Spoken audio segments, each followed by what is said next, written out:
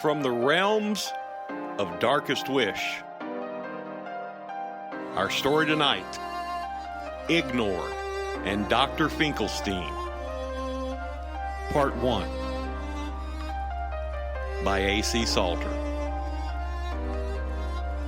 Ignor set the jar of pickled bog sprouts back on the apothecary shelf.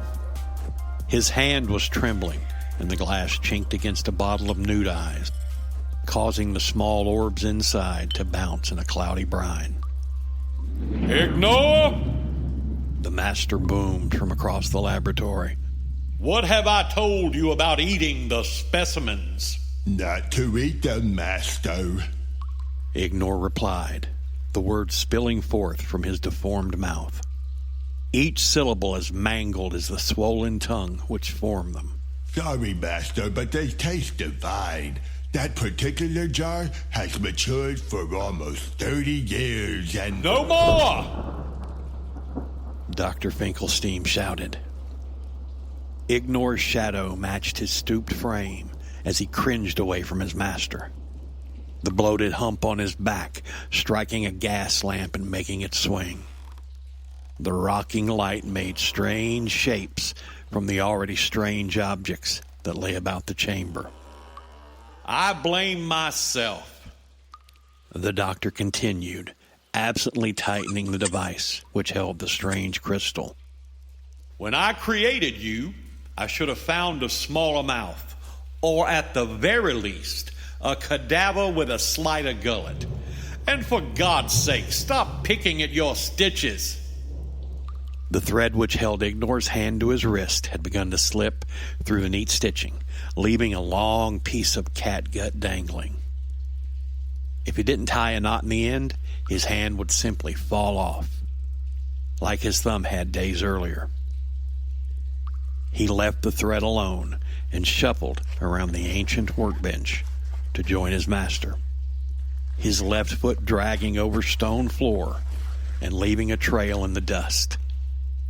A rare smile curved Dr. Finklesteam's crooked mouth straight, watery eyes sparkling beneath brass goggles which he constantly wore. I believe tonight will be the night when all of our worries will come to an end, he said, teasing a finger down the amber diamond at the center of the bench. The storm has arrived, the very electrical charge we need to infuse the crystal. And then, my little Ignor, the world will be mine. Yes, master. Ignor agreed automatically, then remembered the enthusiasm that Dr. Finklesteam required and extended his remaining thumb. The world will be yours. Excitement animated the doctor. He skipped over to the dials on the pressure bottles and began to twist them, which equalized the mercury on another device.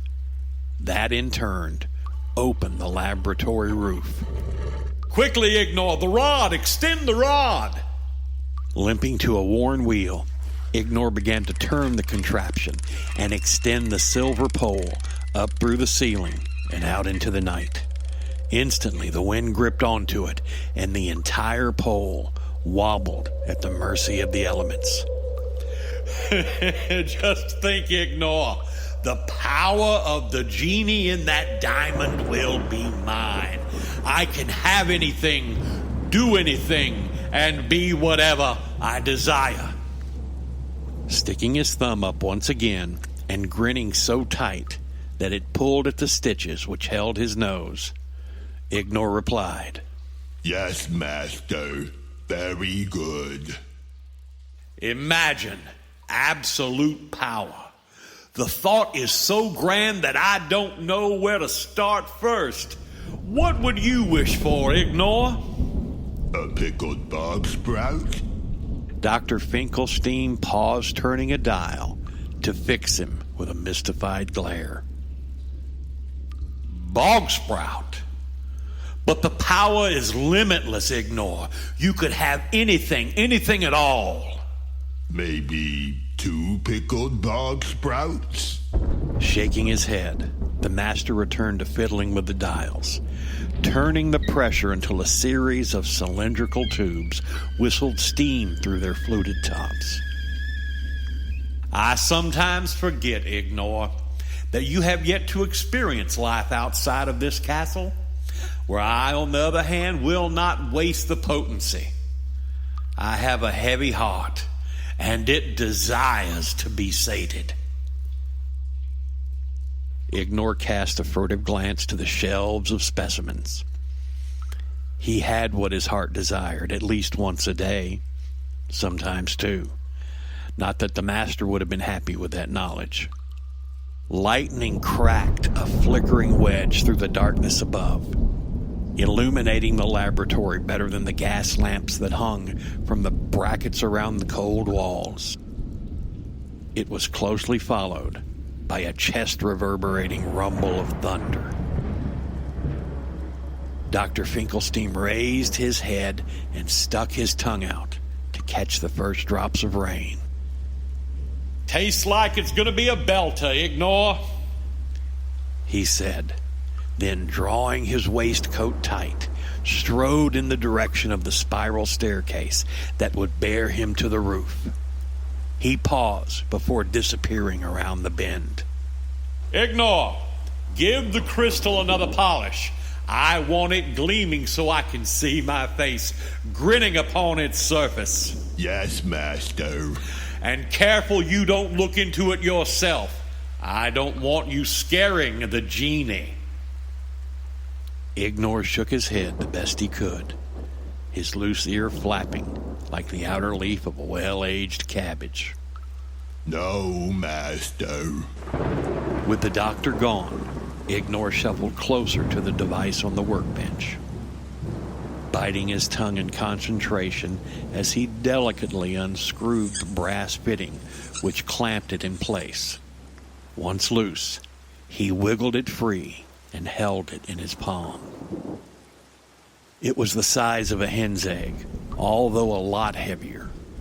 Expertly cut, the many-sided diamond sparkled under the flickering sky, refracting his own face from 100 different angles.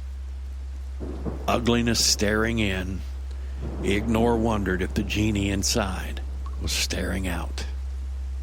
He experimentally tapped on one edge and held it to his ear. Hello in there. Hello? Ignor said, but there was no reply, other than the thunder rippling overhead. Shrugging with his one good shoulder, he hobbled to a dust cloth that sat on the god cycle. The same contraption that the master had peddled to create enough volts to set his dead heart beating. He patted the saddle, trepidation tickling his giblets. He had mixed thoughts about the god cycle. On the one hand, it had given life to his mismatch of various limbs and organs, but on the other, it had brought pain. Swinging a leg over the iron crosspiece, he balanced himself on the seat and began to pedal. The large wheel on back spinning, a dynamo that sparked tiny sparks as the contacts passed magnets.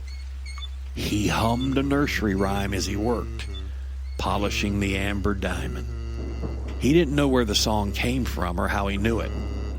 After all, he had never ventured further than the castle walls, and the master never sang, but it was lodged in his brain, along with brief snatches of memories that didn't belong to him.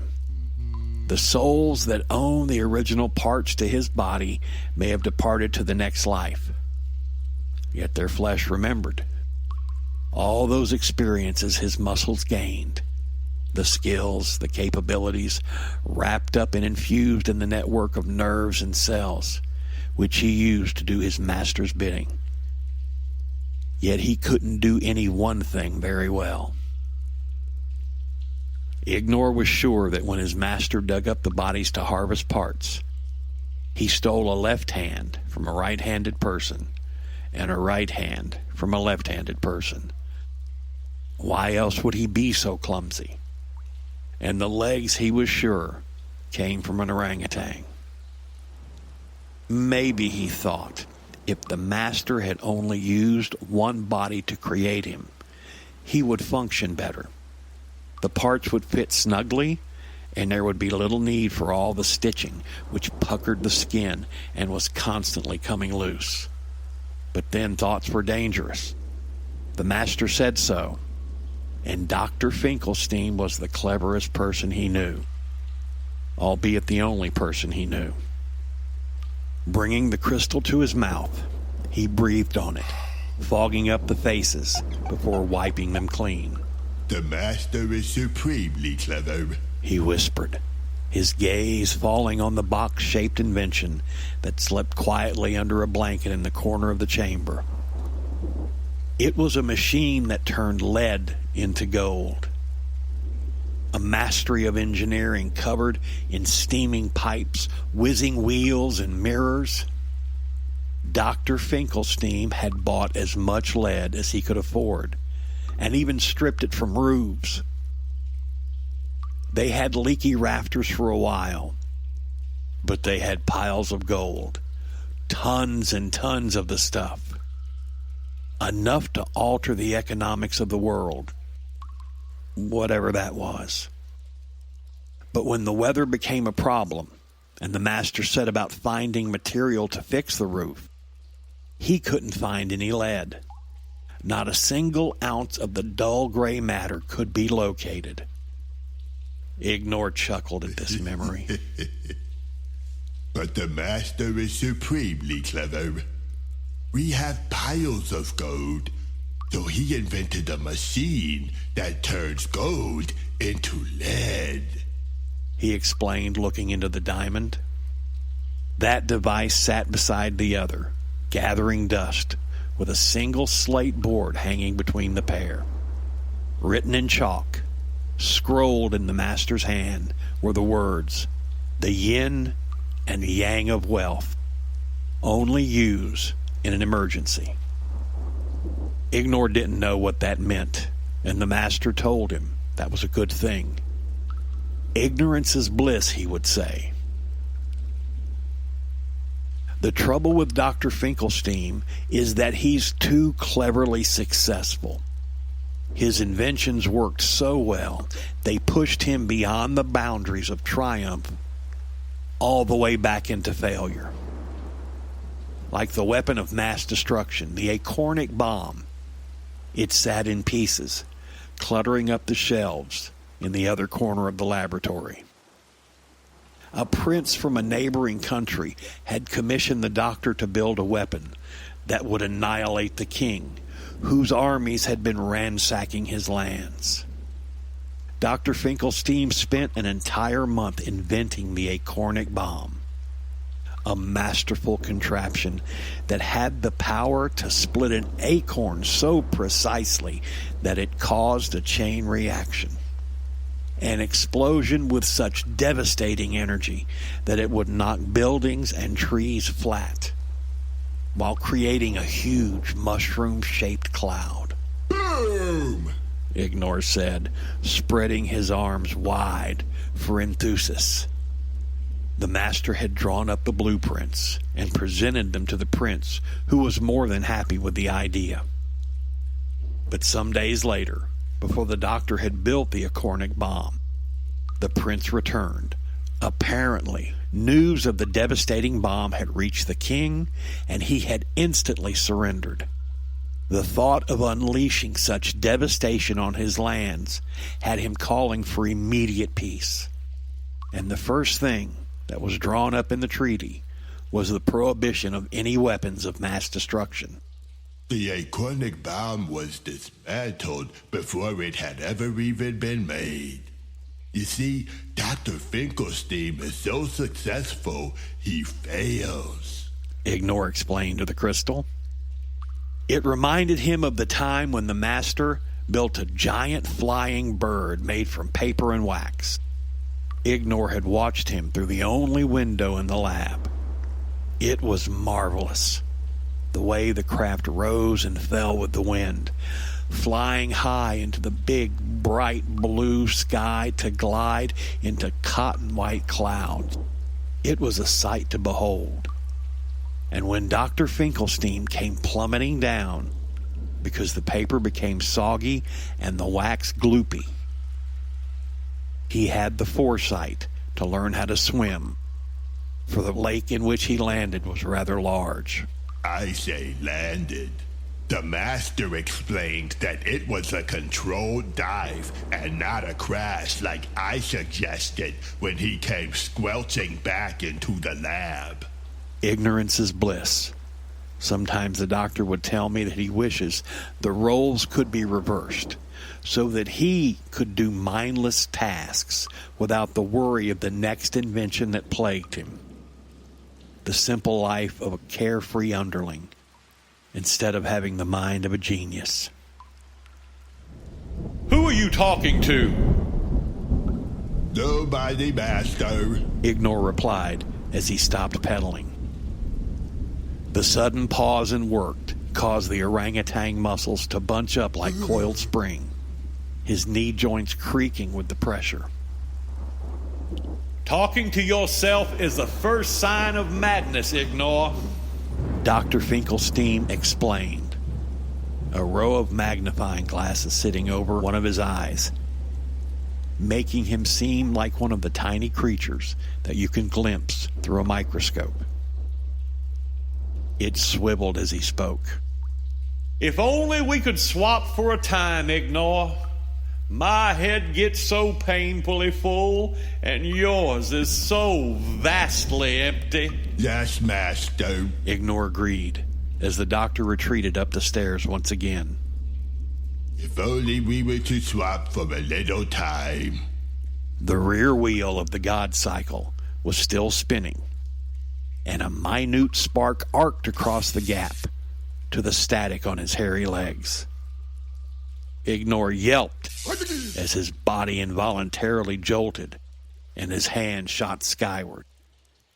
He tried his hardest to keep a firm grasp of the crystal, but with it being held in the hand that was missing a thumb, the precious stone shot into the air, turning end over end as it spun to its zenith before tumbling back down.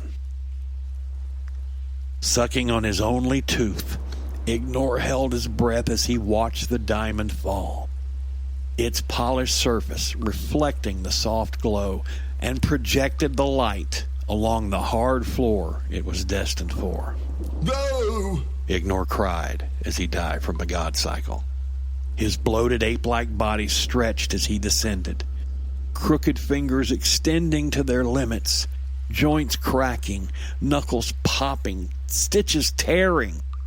Ignor's jaw bounced from the floor at the same time as the diamond, one making a delicate clink, the other a painful crunch, as he watched the precious stone bounce and floundered after it, slipping his hand beneath to catch it.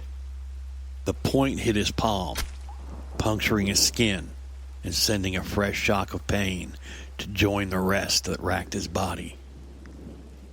When he slid to a stop, his hump coming to rest by the no-way mirror, he let out the breath he had been holding. If the master found that he had been treating his experiment carelessly, he would have his gizzards pickled. Ignor didn't know what a gizzard was. Like the master said, his mind was empty and full of bliss. But a gizzard sounded like one of those things he most probably needed, and it would almost certainly be painful if pickled. And Ignor was allergic to pain. It always seemed to hurt. Using the edge of the no-way mirror, Ignor struggled to his feet. The mirror was another of Dr. Finklesteam's successful inventions. The mirror that reflected the image 3 times. It somehow altered the viewer's perception, so when you looked into the glass, the image you were presented with was the reflection of the reflection which bounced back. To that end, what you actually glimpsed was the inside of the mirror looking backwards, or, as Ignor suggested. It did the same as a normal glass window. It was transparent, but in a clever way. The master had not been happy with Ignor's suggestion and called him a fool. An unintelligent nitwit with a head full of bliss. How the doctor envied him. A mind with such empty innocence. Leaving the mirror, Ignor shuffled back to the bench and placed the diamond into the holding device. He screwed the clamps tight and gave the stone a final polish before standing back and admiring his work. His already loose jaw dropped open as if on a slack hinge. The crystal was damaged. No, not good. The bottommost tip of the stone had broken off, leaving a jagged edge. What would the master say when he saw it? Feeling his aching heart ratchet up a gear, Ignor searched the floor for the missing piece. The crystal must be whole for it to work. Scurrying through the dust on hands and knees, he probed the cracks and fissures in the cold slabs, searching the area where the diamond had bounced. Yet all he found was a dirty smudge of blood, his own. He realized as he bent low to taste it. Then, bringing his hand closer to his eyes, he found the precious black tip embedded in his palm. Sludgy blood welled around the fragment, making his skin slippery as he attempted to pick it out. But it was lodged beneath the skin. What's that racket? Dr. Finklesteam demanded as he returned, his clothes drenched in the deluge that had begun. Nothing, Master. Ignor replied, hiding his hand behind his back. I thought I saw a rat is all. Rat? The cake should have killed them all. I haven't seen the cake. The half-cat, half-snake animal that the doctor had created last year for pest control. It was when he was experimenting with something called the animal gnome, or DNA, a diminutive nip of an animal. Maybe he found something larger than a rat. There was a bedrock that escaped. Perhaps the bedrock found the cake and ate it. Dr. Finklesteam wrinkled his nose and adjusted his goggles more firmly on his head. Well, perhaps, but let's deal with that later. The storm is almost upon us. Have you polished the diamond? Yes, Master. However... Good. Now fetch the fairy dust, the goblin finger, and the fiend's fang. The runes will need to be drawn fresh. So don't dally. But, Master, the diamond... Now! Swallowing his words, Ignor set about collecting the various occult objects that his master had spent the previous year collecting. Resolved to the fact that he would explain the damaged crystal later. He was sure it was important.